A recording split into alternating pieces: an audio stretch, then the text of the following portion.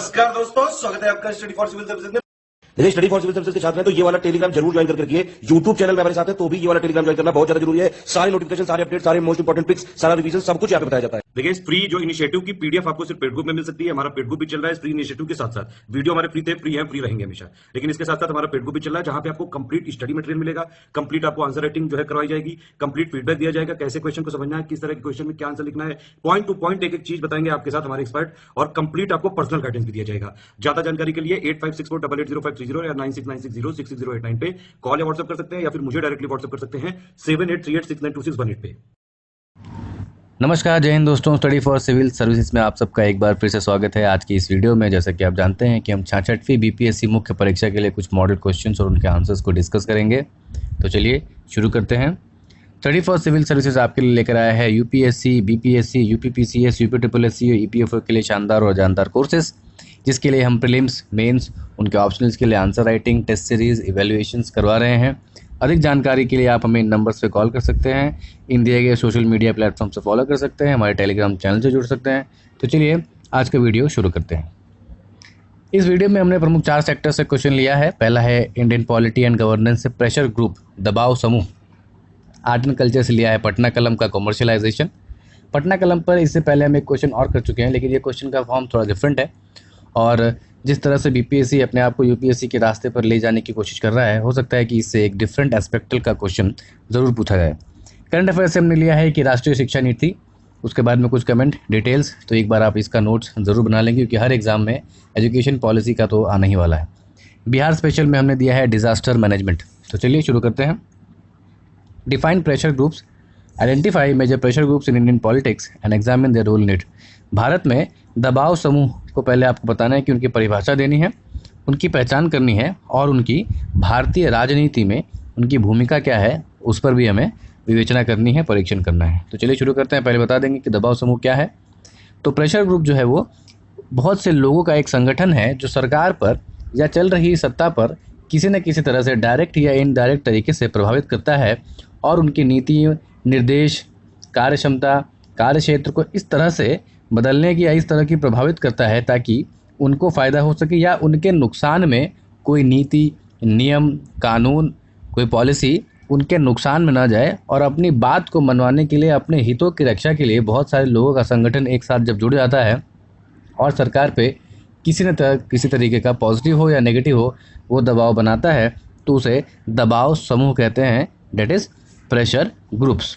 हर भारत के जैसे हर ही लोकतंत्र में, सब बड़े बड़े जितने भी लोकतंत्र है उसमें कहीं ना कहीं आप देखेंगे, चाहे अमेरिका हो, लंदन हो, इस तरह के भारत हो, अलग अलग जगहों में ऐसे ऐसे दबाव समूह, प्रेशर ग्रुप होते हैं, और भारत में भी होते हैं। इन ग्रुप्स का 2 अर्थ होता है। ये दोनों ही घरेलू नीति एवं विदेश नीति दोनों पर ही अपना कार्य, अपना दबाव समूह बनाते हैं। अपने कार्य क्षेत्र को सरकार की या देश की घरेलू नीति हो या फिर हो विदेश नीति, उन दोनों पर ही ये अपना दबाव समूह बनाकर नीतियों को आकार देने में लाभ देते हैं, या आप कह सकिए कि अपने हिसाब से अपने हितों को रक्षा करते हुए देश की नीति को किस तरह से प्रभावित करना होता है उस पर ये जोर देते हैं। और विशेषतः ये लोकतांत्रिक व्यवस्था में, it is a part of a democratic process, and most of the democracies are actually getting involved and influenced in these kinds of pressure groups, because at the end of the day democracy is nothing but it is a vote bank majority politics, and if you have to get elected you have to do something in the favor of majority, and you have to address certain parts of society as voters, and in order to address these societies and these parts as a voter, you have to encourage, you have to entertain, and sometimes you have to under compulsion apply some of the major decisions that may affect your domestic as well as international policies by these pressure groups. तो pressure groups resort to 3 type of technique, अलग अलग 3 विशेष तकनीकों का ये सहारा लेते हैं अपनी बात को, आप कह सकते हैं कि अपनी बात को रखने के लिए, या अपने हितों में काम करवाने के लिए, या अगर सिंपल देशी भाषा में कहें तो अपनी बात को मनवाने के लिए 3 अलग अलग तरीक़ों का इस्तेमाल करते हैं। एक तो होता है चुनाव, जिसे इलेक्शनियरिंग भी कहते हैं, यानी कि अपने में से चुने गए नेता को वो क्या करते हैं कि जो सरकार की 3 व्यवस्था होती है, जुडिशरी, एग्जीक्यूटिव एंड लेजिस्लेचर, कार्यपालिका, विधायिका और न्यायपालिका। तो न्यायपालिका में तो नहीं भेज सकते, और कार्यपालिका और विधायिका तो क्या करते हैं कि अपने में से ही चुनकर लोगों को वो विधायिका में भेज देते हैं ताकि उनके हितों की रक्षा सदैव होती रहे। यानी सार्वजनिक कार्यालयों में ऐसे व्यक्तियों को रखना जाना जो उनको हितों का समर्थन करे। People office and the person should be selected such that they should be kept in a public office so that their demands will always be fulfilled. Second is lobbying. अलग अलग नेताओं मंत्रियों पर अपने वोट बैंक पॉलिटिक्स का दबाव बनाने के लिए वहाँ पर लॉबिंग होती है, और ये जो होता है वो सबसे अधिक फायदेमंद भी माना जाता है क्योंकि ये डायरेक्ट इन्वॉल्वमेंट इलेक्शन में नहीं होता, लेकिन एक इलेक्शन लीडर को, एक किसी पॉलिटिकल पार्टी को हर समूह का, हर वर्ग का वोट चाहिए होता है।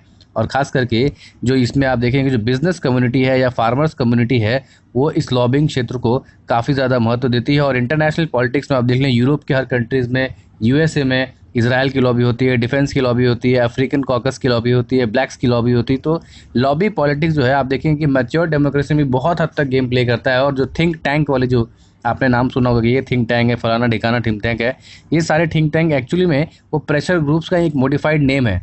तो वो जो थिंक टैंक है वो अपनी चीज़ों को सोचते हैं और प्रेशर ग्रुप को फिर इसके लिए आंदोलित करते हैं और अलग अलग अपनी बातों को सीधी भाषा में कहा जाए तो मनवाने के लिए सरकार पर दबाव डालते हैं। दबाव डालने का 3 तरीके होते हैं। पहला, सरकार में ऐसे व्यक्ति को ही चुनकर भेजो जो आपके हितों की रक्षा करे। दूसरा, उन व्यक्तियों को चुनो और उस पर दबाव बनाओ, उसकी लॉबिंग करें कि भाई अगर आप हमारे लिए कुछ काम करेंगे तो आपके लिए हम कैश और काइंड या फिर वोट, अलग अलग तरह की बेनिफिट्स आपको, आपकी पार्टी को, आपकी सरकार को पहुँचा सकते हैं। और तीसरा तरीका होता है प्रचार प्रसार, यानी कि स्प्रेडिंग प्रोपेगेंडा, जिसमें आप कह सकते हैं कि गवर्नमेंट के पॉजिटिव साइड भी कर सकते हैं, नेगेटिव साइड भी कर सकते हैं। हाल में जो किसान आंदोलन चल रहे हैं तो वो क्या कर रहे हैं, धरना प्रदर्शन मुद्दा उसको लेकर सरकार की नेगेटिव या पॉजिटिव, यानी अपनी बातों को मनवाने के लिए रैलीज, प्रोसेशन, मेथड्स, इन्फ्लुएंसिंग, इस तरह की चीज़ों का यूज़ करते हैं। ये बेसिक इनकी 3 प्रमुख टेक्निक्स होती हैं। अब भारत में कौन से प्रेशर ग्रुप्स अभी काम कर रहे हैं तो देख लेते हैं। तो आपको पता ही है, व्यापारी वर्ग है, छात्रों का वर्ग है, सिविल राइट्स वर्ग है, महिलाओं के अधिकार का वर्ग है, किसान है, धार्मिक संगठन है, डिप्रेस्ड क्लास राइट्स है, वुमेन क्लास राइट्स है और इस तरह के अन्य। लेकिन ये प्रमुख इन्हीं तरह के प्रेशर ग्रुप्स भारत में काम करते हैं।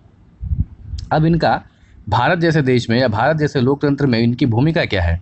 तो इम्प्रूविंग क्वालिटी ऑफ गवर्नेंस सबसे पहले, क्योंकि सरकार अब मनमानी न करने लगे, सरकार अपने मन से ही कुछ काम न करने लगे। जो अगर उसकी मेजोरिटी मिली है तो सरकार की पॉलिसीज़ पे, सरकार के कामों पर चेक बनाने के लिए, चेक एंड बैलेंस करने के लिए ये जो है कभी कभी फ़ायदेमंद भी होते हैं। अगर सरकार कुछ ऐसा नियम बना रही है जो निजता के अधिकार से, या राइट टू फ्रीडम हो, या फ्रीडम ऑफ इंडिपेंडेंस हो, फ्रीडम ऑफ स्पीच हो, है ना, अभिव्यक्ति के अधिकार को खारिज कर रही है, या कुछ और भी ऐसा कुछ ड्रैकोनियन लॉ कानून ला रही है, जैसे कि उत्तर प्रदेश में आप देखेंगे कि एनएसए, जिस पे मन उस पे एनएसए लगा दिया जा रहा है। तो इस तरह की चीज़ों का विरोध होता है ताकि सरकार को फिर जवाबदेह होना पड़ता है, और इसी प्रेशर ग्रुप की वजह से लोगों में जागरूकता फैलती है और सरकार जो है वो एक उन्मुख होने से बचती है, और सरकार का जो मेन कार्य है वहाँ पर वो ध्यान देना पड़ता है। तो एक निरंकुश ना हो जाए सरकार या सत्ता में बैठे हुए लोग, उसमें भी ये काफ़ी अहम भूमिका निभाते हैं। प्रोटेक्टिंग राइट्स, हितों की रक्षा करना, अधिकारों की, खास करके आप देखेंगे वुमेन राइट्स ग्रुप हो या नेचुरल ह्यूमन ग्रुप्स हो, ह्यूमन राइट्स ग्रुप हो, इस तरह के groups.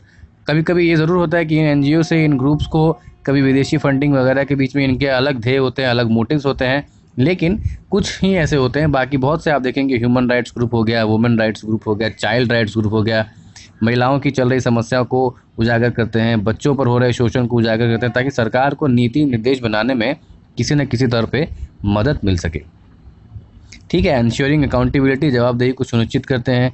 Maintaining वाइब्रेसी in the country, तो ये सब हुए पॉजिटिव पॉइंट्स। अगर आपको क्वेश्चन में क्रिटिकली एनालाइज कहा गया हो तो आप उसको कुछ नेगेटिव पॉइंट्स भी दे सकते हैं कि यहाँ जैसे कि कुछ अच्छे रिफॉर्म और परफॉर्म लाने के लिए भी जो कंजर्वेटिव ग्रुप्स होते हैं, ठीक है, जो रूढ़िवादी ग्रुप्स होते हैं या जो केवल अपने ही हितों की रक्षा करना चाहते हैं, बड़े रिफॉर्म्स को अलाउ नहीं करते हैं, वो सरकार पर अननेसेसरी यानी कि गैर ज़रूरी दबाव बनाकर कभी कभी विकास के रास्तों को बाधा भी बन जाते हैं। सरकार गवर्नेंस के रास्ते पर बाधा बनते हैं, और वोट बैंक्स पॉलिटिक्स को ध्यान में रखते हुए सरकारें कभी कभी मेजर रिफॉर्म, मेजर चेंजेस और अच्छे कदम भी नहीं उठा पाती है इसको देखते हुए। तो ये भी अगर क्रिटिकली एनालाइज पूछे नेगेटिव पॉइंट्स तो आप इसको इंक्लूड कर सकते हैं।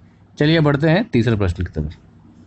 Underlying the distinct characteristics of Patna Qalam, analyse its evolution, it was a market oriented art. तो हमारे बहुत सारे मित्र पटना कलम देखते ही जो भी पढ़ के आए हैं वो लिखना शुरू कर देते हैं। पहले हमें प्रश्न को पढ़ना है और समझना है कि क्या फॉर्म में क्या क्वेश्चन पूछने की उसकी मंशा क्या है, जो आशय है प्रश्न का वो आशय क्या है। पटना कलम की विशिष्ट विशेषताओं को रेखांकित करें, इसके विकास का विश्लेषण करें कि ये किस तरह से विकसित हुआ, और फिर आपको बताना है, एनालाइज करके देना है कि क्या ये बाजार उन्मुख कला थी, was it a market oriented art, then you have to answer it. अगर आपको यस कहना है तो फिर यस के पीछे के आपके आंसर का फॉर्म, आंसर का स्ट्रक्चर ऐसा होना चाहिए कि अंततः उसको वो जस्टिफाई करे, अंततः उस क्रिया विशेषण पर वो पहुंच जाए कि हाँ आपको लगे, एग्जामिनर को लगे कि ये चीज़ सही में बाजार उन्मुख कला थी। अगर नहीं है तो फिर इसी तरह से अपने आंसर को स्ट्रक्चराइज करिए। तो देखते हैं कि पटना कलम के बारे में। तो उसके पहले विशेष फीचर्स को बता देंगे।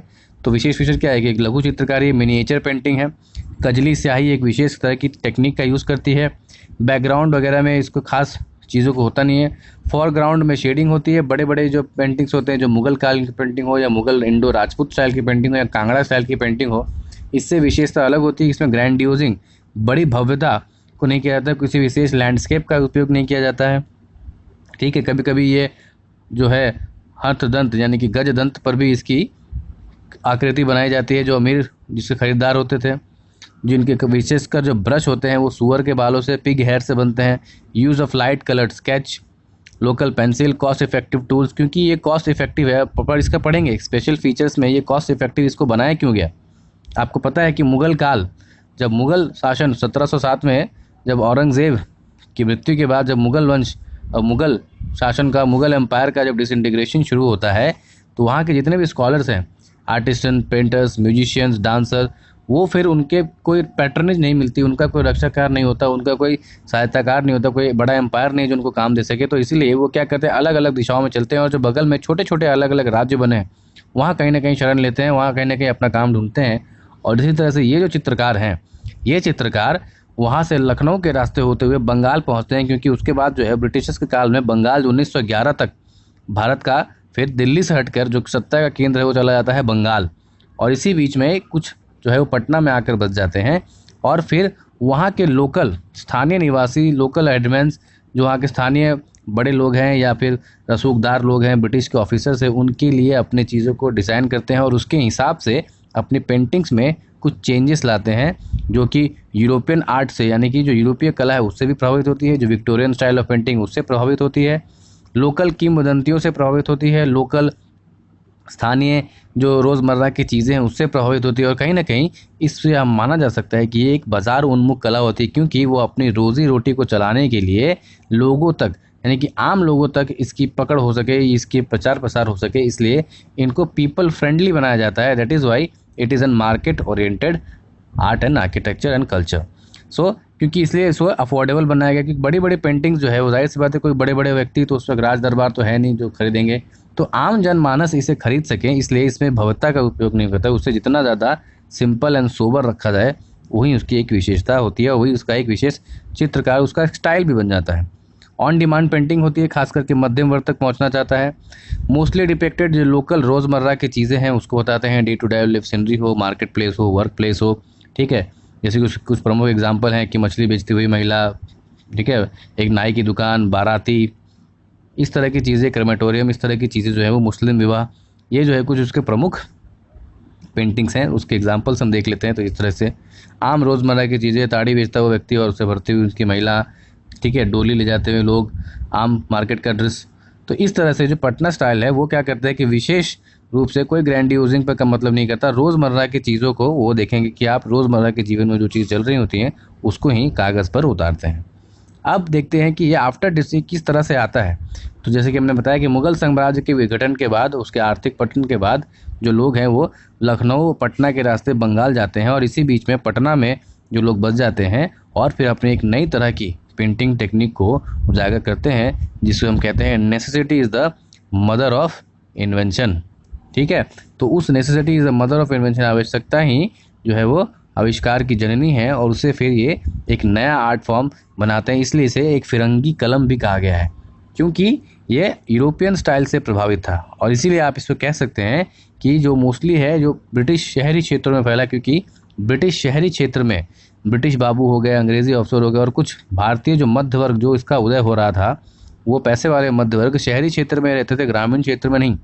और इसी वजह से ये शहरी क्षेत्र में फलता फूलता है, जैसे पटना हो गया, फिर आगे चलकर मुजफ्फरपुर हो गया, फिर बंगाल के भी कुछ इलाकों में हो गया, लखनऊ के भी कुछ इलाके में, और इसे कंबाइंडली नाम दिया जाता है पटना कलम, क्योंकि पटना में ही इसका विशेष विस्तार होता है।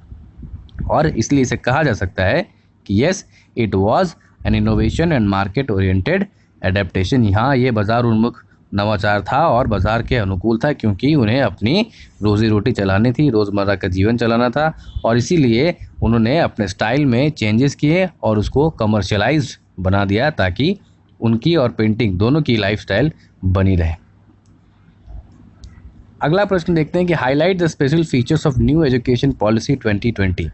जो नई शिक्षा नीति 2020 के कुछ विशेषताओं को आपको हाईलाइट करना है, और क्या बिहार से रिलेटेड यानी कि बिहार में इससे क्या चेंज होंगे उसको आपको बताना है। तो बैकग्राउंड बता देंगे कि ये जो नवीनतम शिक्षा नीति है, न्यू एजुकेशन पॉलिसी है, वो डॉक्टर के कस्तूरीरंगन कमेटी की सिफारिश पर आई है, और ये भारत में केवल तीसरी है।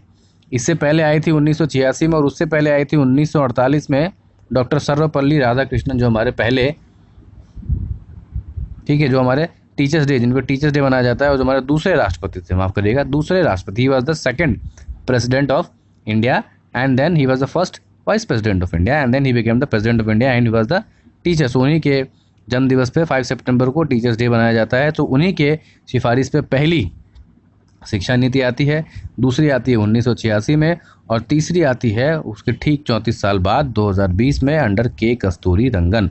और ये बहुत देर से अवेटेड थी और इसलिए आई है। और ख़ास करके ये जो है स्कूल और हायर एजुकेशन सिस्टम यानी कि प्राइमरी से लेकर हायर एजुकेशन के बीच में काफ़ी बड़े और विचारात्मक रिफॉर्म्स को जगह दे रही है, इंक्लूड किया है। तो देखते हैं वो क्या क्या उसके रिफॉर्म्स को हमने इंक्लूड किया हुआ है। मेजर हाइलाइट्स क्या हैं? तो 2 क्षेत्र में है, एक है स्कूल एजुकेशन और दूसरा है हाई स्कूल एजुकेशन। तो स्कूल एजुकेशन की पहले देख लेते हैं। न्यू पॉलिसी जो नई नीति है वो एम करती है कि 100% ग्रॉस एनरोलमेंट रेशियो यानी कि सकल नामांकन अनुपात, स्कूल में बच्चों के एडमिशन लेने की दर जो 100% हो, यानी कि जितने बच्चे हैं सब स्कूल में पढ़ें, ऐसा कोई बच्चा ना हो जिसने स्कूल में पढ़ाई ना की हो। सो 100% इस लक्ष्य से चल रहे हैं कि काफ़ी हमारे भारत में दर अभी काफ़ी कम है और इसको हमको 100% बनाने के लिए ये जो है एम कर रहा है। न्यू स्कूल करिकुलम जो है, नई शिक्षा जो करिकुलम बनेगी उसमें कक्षा 6 से ही वोकेशनल ट्रेनिंग हो, कोडिंग हो, अन्य चीज़ों की शिक्षा दी जाएगी ताकि रोजगार उन्मुख भी बनाया जाए। जो स्किल डेवलपमेंट, आपको पता है जनांकीय लाभांश, डेमोग्राफिक डिविडेंड जो हमारे पास 2050 तक ही हैं, अगर उसको हमको एनकैश करना है। भारत जो युवाओं का देश है, लेकिन केवल युवा होने से नहीं हो जाता, युवा के पास कला शक्ति स्किल भी होनी चाहिए और उस स्किल को इम्पार्ट करने के लिए 6ठी कक्षा से ही उसे अलग अलग वोकेशनल ट्रेनिंग दी जाए ताकि एक ग्रेजुएशन के लेवल तक पहुंचते हुए उसके किसी एक विशेष चीज़ पर मास्टरी हो और वो हमारे जीडीपी में कंट्रीब्यूट कर सके, ताकि हम 5 ट्रिलियन इकोनॉमी के बनने का जो सपना देख रहे हैं वो 5 नहीं 15 ट्रिलियन इकोनॉमी बने और भारत की नहीं विश्व की सबसे बड़ी अर्थव्यवस्था और सबसे बड़ी सैन्य शक्ति दोनों ही भारत बन सके। इसके लिए हम इसको आगे बढ़ा रहे हैं।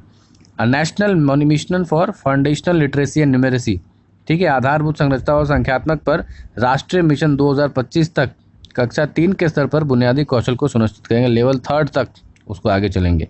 Assessment reforms of 360 degree holistic progress card, यानी कि एक complete progress card, holistic progress card की नियुक्ति होगी जो 360 डिग्री तक कवरेज करेगी, यानी कि बच्चे का केवल रिजल्ट ओरिएंटेड नहीं, सब्जेक्ट ओरिएंटेड मार्कशीट नहीं, valuation, evaluation, social structure, oral structure, literary structure, learning structure, यानी कि जो रिजल्ट होगा वो 360 डिग्री इवैल्यूएशन रिजल्ट होगा, ना कि केवल एक सब्जेक्ट का writing and reading examination, but overall curriculum, physical fitness हो या स्पोर्ट्स फिटनेस हो, मेंटल फिटनेस हो, प्रेजेंस ऑफ माइंड हो, इन सब को एनर्ज करके एक कंप्लीट इवैल्यूएशन होगा ताकि बच्चे का कंप्लीट सर्वांगी विकास सुनिश्चित किया जा सके।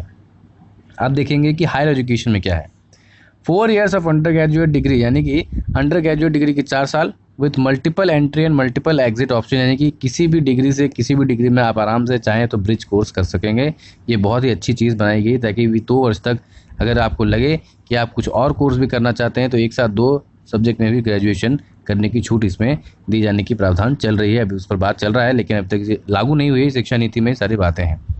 एक न्यू अम्ब्रेला रेगुलेटर लाया गया है जो मेडिकल और लीगल कोर्स को छोड़कर सभी के लिए नियामक बनेगा, रेगुलेट करेगा, और इसका जो मुख्य उद्देश्य है कि 50%, ठीक है, हाई स्कूलिंग जो रेट्स है तो हाई स्कूल में एंट्री का 50% और हायर एजुकेशन में 50% का ग्रोस रेशियो, यानी कि भारत की कुल 50% आबादी ऐसी हो जिसने कम से कम हायर एजुकेशन लिया हो, ये उसका मुख्य उद्देश्य है। और प्राइमरी में क्या है, 100%। 3.5 करोड़ नई सीट्स बनने वाली हैं। एक एकेडमिक बैंक्स ऑफ क्रेडिट बनने वाले हैं कि ऐसा बैंक जिसमें विद्यार्थियों के अलग अलग सब्जेक्ट के मार्क्स और पूरे क्रेडिट जमा होंगे और फिर वो जाके उसको अलग अलग, यानी कि कोई व्यक्ति किसी 2 सब्जेक्ट में या किसी 2 अलग अलग विषयों में ग्रेजुएशन कर रहा है 2 अलग अलग फील्ड से, तो उसका रिजल्ट एक कंबाइंड रिजल्ट बनेगा जहाँ पर उसके क्रेडिट जमा होंगे और उन क्रेडिट से फिर वो आगे चलकर उसका इवैल्यूएशन होगा और फिर उसको एक कंबाइंड रैंकिंग मिलेगी। विद्यार्थियों को जो फाइनल डिग्री मिलेगी उन डिग्री में सारे के सारे क्रेडिट को जो डिजिटली स्टोर किया गया है उसको मिलाकर एक फाइनल डिग्री या फाइनल इवैल्यूएशन कार्ड मिलेगा। ये उसका जो है बेसिक मनचाहे बेसिक प्रावधान है। ठीक है, 15 वर्षों में महाविद्यालय की संविधान की affiliation to colleges is to be phased out in 50 years and state wise mechanism to be establish. तो राज्यवर जो है राज्य सरकारें किस तरह से कॉलेज को ऑटोनॉमी दे सकती हैं और किस तरह से जो 15 साल के अंदर अंदर जो है उसको मैकेनिज्म को एक फेज तरीके से एक ऑर्गेनाइज स्ट्रक्चर बनाया जाएगा। जो यूजीसी है, यूनिवर्सिटी ग्रांट्स कमीशन है, उस पर से लोड हटाकर उसको विकेंद्रीकरण करने का भी प्रयास चल रहा है और खास करके जो एमफिल की डिग्री है उसको ख़त्म करने की बात चल रही है। अब न्यू करिकुलम क्या है वो देख लेते हैं। तो शैक्षणिक संरचना क्या बनी है, तो करंट सिस्टम है वो है 5+3+3+4। ठीक है, वो तो ये ऐसा है कि जो 3 से 8, 8 से 11, 11 से 14 और 14 से 18 वर्षों के उम्र सीमा में, समय व्यय सीमा में, आयु सीमा में इसे बांट दिया गया है। और 3 से 8 जो है वो 5 साल जो है फाउंडेशनल स्टेज होंगे और उसको जो है हम कह सकते हैं कि प्री प्राइमरी स्कूल ग्रेड 1, 2, 3 इस तरह से बांटा गया। 8 से 11 साल में आप देखेंगे कि प्राइमरी ग्रेड 3, 4, 5, उसके बाद 6, 7, 8 और उसके बाद फिर से 9, 10 और 11 इन समझ में से बांटा गया है। इसको और डिटेल में देख लेते हैं। तो पीआईबी की रिपोर्ट के हिसाब से देखें तो सबसे पहला एम है इसका 100% ग्रॉस एनरोलमेंट रेशियो और हायर स्कूल में, हायर एजुकेशन में जो है वो 50% का ग्रॉस एनरोलमेंट रेशियो। इसको ध्यान रखना है कि प्राइमरी स्कूल में, प्राइमरी एजुकेशन में और प्री स्कूल में 100% और हायर एजुकेशन में एटलीस्ट 50% और 3.5 करोड़ सीट जो है वो नहीं बनने वाली हैं। नेशनल एजुकेशन जो है 2 करोड़ जो चिल्ड्रन हैं जो स्कूली शिक्षा से कहीं ना कहीं वापस चल चुके हैं, हट चुके हैं, ड्रॉप आउट हो चुके हैं, उन सारे बच्चों को फिर से मेन स्ट्रीम में लाने का प्रयास कर रही है। कोई सेपरेशन ऑफ एकेडमिक स्ट्रीम और रिजिड नहीं होगी, यानी कि मल्टीपल फ्लेक्सिबल होगा। एक स्ट्रीम से दूसरे स्ट्रीम में पढ़ाई की जा सकती है और मल्टीपल डिग्रीज उनको मिल सकती है, जहाँ की बेसिक उद्देश्य है स्किल डेवलपमेंट, न कि डिग्री गेटिंग। वोकेशनल एजुकेशन जो है वो 6th क्लास शुरू हो जाएगी और अलग अलग इंटर्नशिप होंगी, कोडिंग्स होंगी, अलग अलग ट्रेनिंग्स। इस तरह से 5+3+3+3+4 फॉर्मूला 12 साल की स्कूलिंग और जिसमें से 3 साल की आंगनवाड़ी और जिसे प्री स्कूलिंग भी कहते हैं। और इसमें teaching up to at least grade 5 in the mother tongue, यानी कि बहुत ही अच्छा नियम बनाया गया है जो मातृभाषा में कम से कम 5th क्लास तक जो वर्नाकुलर लैंग्वेज है उसमें व्यवस्था की जाएगी। इसके साथ साथ इसमें 3 लैंग्वेज फार्मूला भी है। 3 लैंग्वेज फार्मूला पे कुछ स्टेट आपत्ति जता रहे हैं, लेकिन उस पर बात करके जो त्रिभाषीय नीति है 3 लैंग्वेज फार्मूला को भी लागू किया जाएगा ताकि इससे जो है कंप्लीट ओवरऑल डेवलपमेंट हो सके और भारत का हर व्यक्ति, हर नागरिक कम से कम अपने देश की भाषा जाने, मातृभाषा जाने और अलग अलग, यानी कि इंग्लिश के साथ साथ एक अपनी मातृभाषा और उसके साथ साथ किसी अन्य एक राज्य की भाषा। तो ये जो नेशनल इंटीग्रेशन में बहुत हद तक ये यूज़फुल होने वाला है। बढ़ते हैं चौथे प्रश्न की तरफ कि Bihar continues to experience natural disasters like flood and drought on a regular basis, what role can science and technology play in disaster forecasting and management. तो विज्ञान और प्रौद्योगिकी क्या विशेष नियम बना सकते हैं ताकि जो बिहार में अलग अलग फोरकास्टिंग हो रही है, अलग अलग जो डिजास्टर्स आ रहे हैं उसको किस तरह से मैनेज किया जा सके। तो ये हमारा मुख्य आंसर होगा। तो बिहार में लगातार बाढ़ और सूखे जैसी प्राकृतिक आपदाएं आती रहती हैं। आपदा पुनर्वान और प्रबंधन में विज्ञान और प्रौद्योगिकी की क्या भूमिका हो सकती है। तो पहले बताएंगे कि बिहार में आपदा की स्थिति क्या है। Bihar is one of the most disaster prone states in the country. सबसे ज़्यादा डिज़ास्टर आप देखिए तो यहाँ हर वर्ष बाढ़ आती है और हर वर्ष सूखा पड़ता है। जो बिहार का अगर आप मैप देखें इस तरह से एक, तो जो नॉर्दर्न बिहार है वो नॉर्दर्न बिहार में हर वक्त बाढ़ आते हैं, हर साल बाढ़ आती है मानसून में। और जो दक्षिण का पठारी क्षेत्र है that is the plateau regions of the Chota Nagpur प्लेटू का जो अपर पार्ट है, ठीक है, नालंदा हिल्स, बांका प्लेटू, बांका कैमूर, ये सारे जो ज़िले हैं वहाँ सूखा पड़ता है।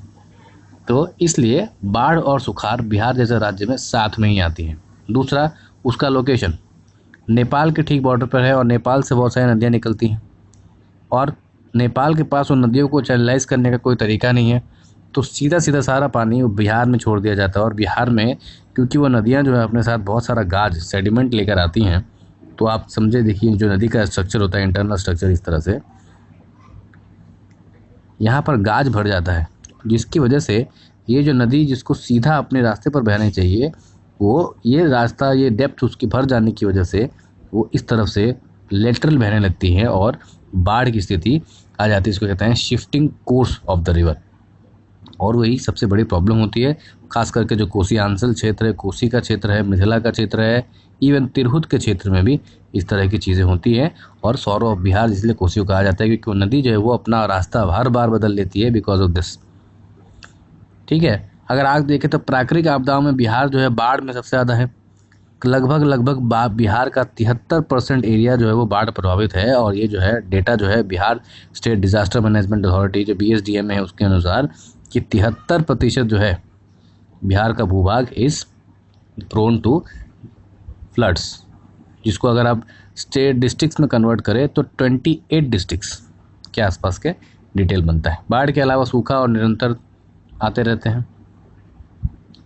बिहार फ्लडिंग में भारत में जितना नुकसान होता है उसका 30 से 40% केवल और केवल बिहार कंट्रीब्यूट करता है।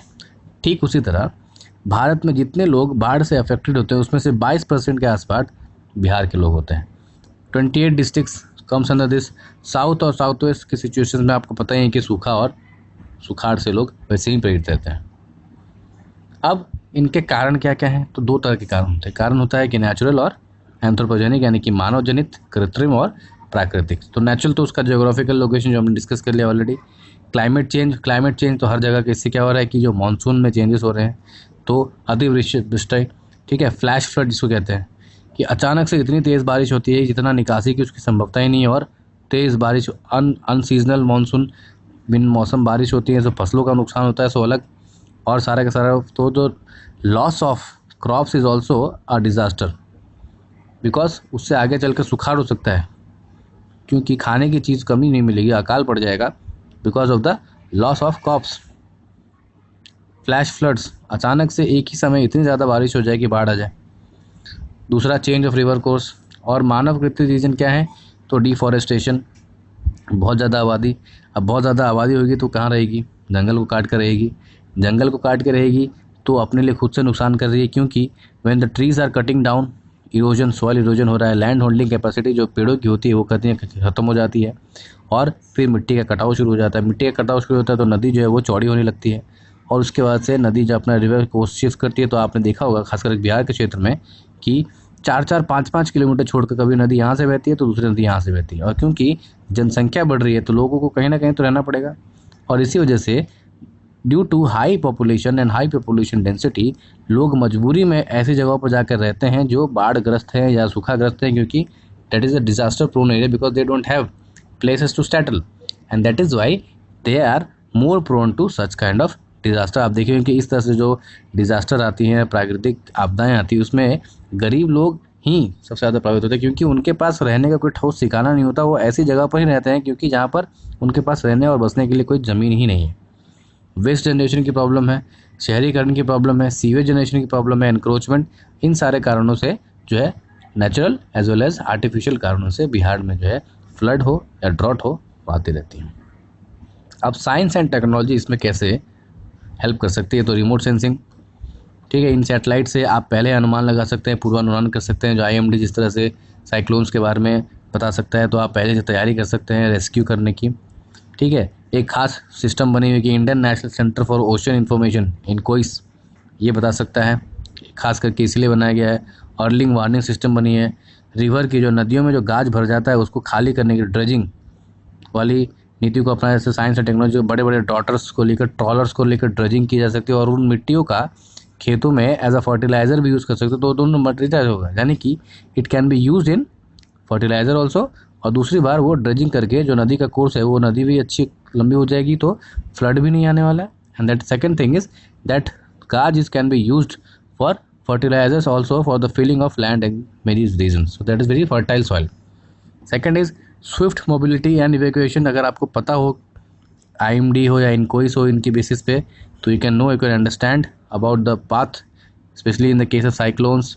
ओके, तो you can understand. और मानसून की भी अगर पहले से जानकारी हो कि भाई इस बार मानसून बढ़िया नहीं होने वाला है, तो हम इस तरह की फसल उगाएं जिसमें पानी की कम लगती हो, ठीक है, गन्ने, चावल, इस तरह की फसल ना उगाएं। तो ये प्रिडिक्शन कहीं ना कहीं साइंस में हेल्प कर सकती हैं।